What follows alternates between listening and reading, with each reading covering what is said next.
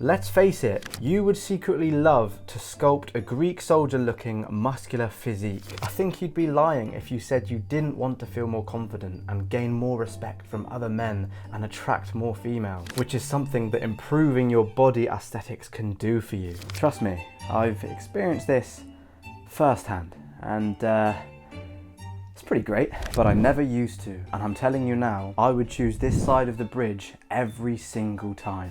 So grab a notebook and pay attention for these next few minutes so that you can build that Greek Spartan-like physique that you see in the movies. Now, firstly, let's talk about diet, because this equates to pretty much 80% of our entire target here, which is of course to turn into an absolute machine. And like me, you may have grown up thinking that breakfast is the most important meal of the day. And actually, I'm pretty sure, right? I'm not 100% sure, but I'm like 99% sure that this is only believed to be the most important meal of the day because of the fact that Kellogg's released a marketing campaign years and years ago saying that breakfast is the most important meal of the day.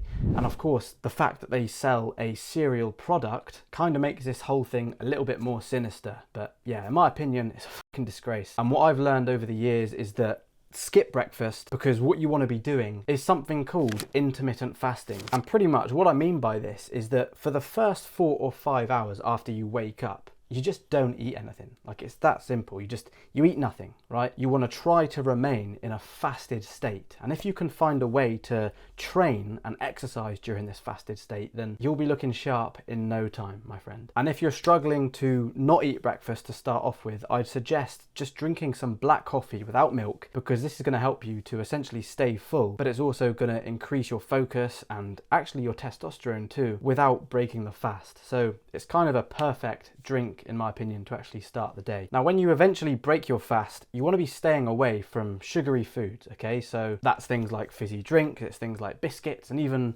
things like tomato ketchup, because these things are just terrible for your gut. And you actually also want to be staying away from simple carbohydrates, which are things like white rice, white pasta, white bread, because these are also technically classed as sugary foods. And the reason for why you want to stay away from sugary foods is because they increase your insulin levels. And when you wake up in the morning and you instantly spike your insulin levels, that can lead to a whole load of problems. Of course, diabetes being one of the main ones, but there are also many other things that you just want to avoid. So instead, what you want to be doing is actually just eating real food. Of course, this is when you break the fast.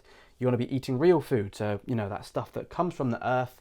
It grows from trees, it grows from the ground, it comes from animals, so that's things like beans, it's things like eggs, it's things like meat, fruit and veg. That's all good shit for you. And you can get my free diet plan from the description if you want to learn a little bit more about that. But in terms of how much protein that you need to be eating, hopefully you know that protein is extremely important for building muscle. Just make sure that you eat about a gram of protein for every single pound that you weigh. So for me, for example, I weigh about 172 pounds at the moment, so that will mean that I'll try to eat a minimum of 172 grams of protein every single day, but more than likely I'll aim for about 200 grams of protein, just to make sure that I'm fully maximizing my usage of diet, basically. Now let's talk about training. So of course, lifting weights is very important to gain size and increase your muscular appearance, and I'll get into that in a second. But firstly, I want to talk about something that's arguably more important than weight training, and actually most videos like this seem to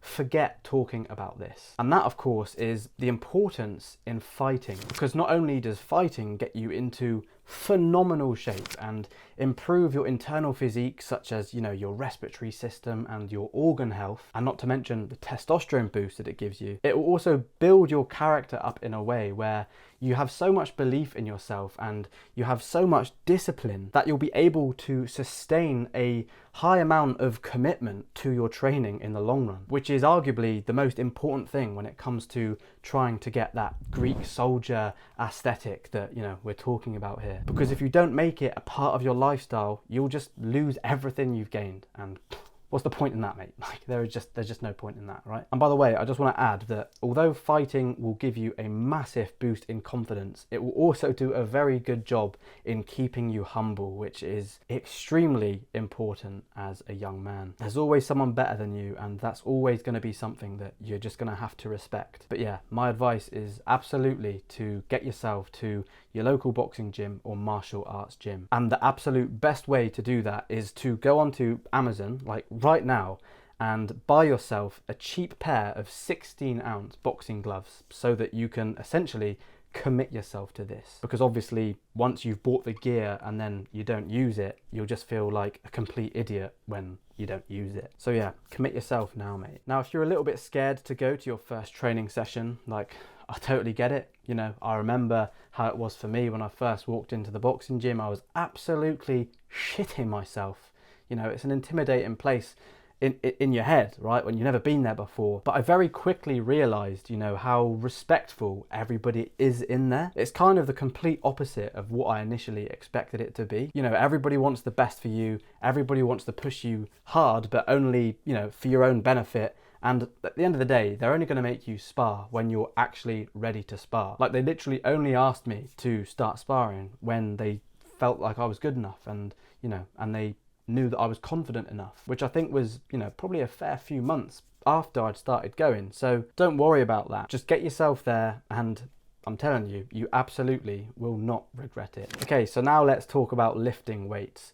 So when it comes to the type of program that you choose to follow, you have to understand that it just doesn't matter. Like, it really doesn't, because the most important thing is that you are just incorporating progressive overload into your workout. So what I mean by this is basically every time you lift weights, you want to be lifting slightly heavier weights than what you lifted the week previous, because this is what's going to tear the muscle, right? This is what's going to allow it to grow back even stronger and, of course, even bigger, right? Which is the main goal of this video once again. Now, if after a few weeks you find that you've plateaued and you can no longer incorporate this progressive overload, you can no longer lift heavier weights than you did the week before, what I'd suggest is that you start thinking about having a deload week. And essentially, a deload week is where you will still go to the gym, right? You'll still go and lift weights, but you will lift about 50% of the weight that you usually lift during your regular routine. So let's say, for example, you know, you're doing 20 kg bicep curls. I mean, God bless you if you can do that. But let's say you're doing 20 kg, let's say you're doing 20 kg bicep curls.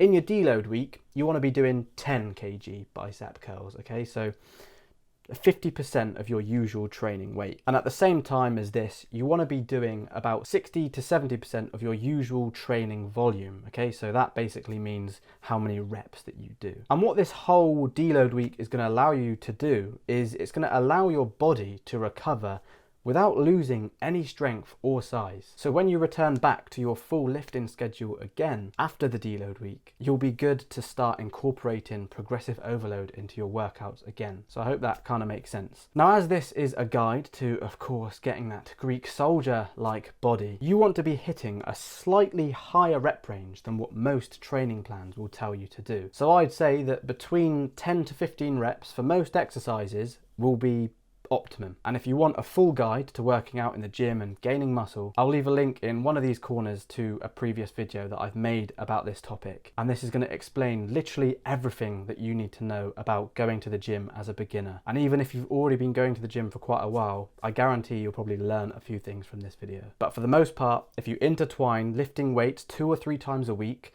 with going to boxing once or twice a week, and of course healthy eating, you will achieve that Greek soldier-like physique quicker than no time. Don't forget to get that free muscle building diet plan in the description. Believe you can, and you're more than halfway there, pal.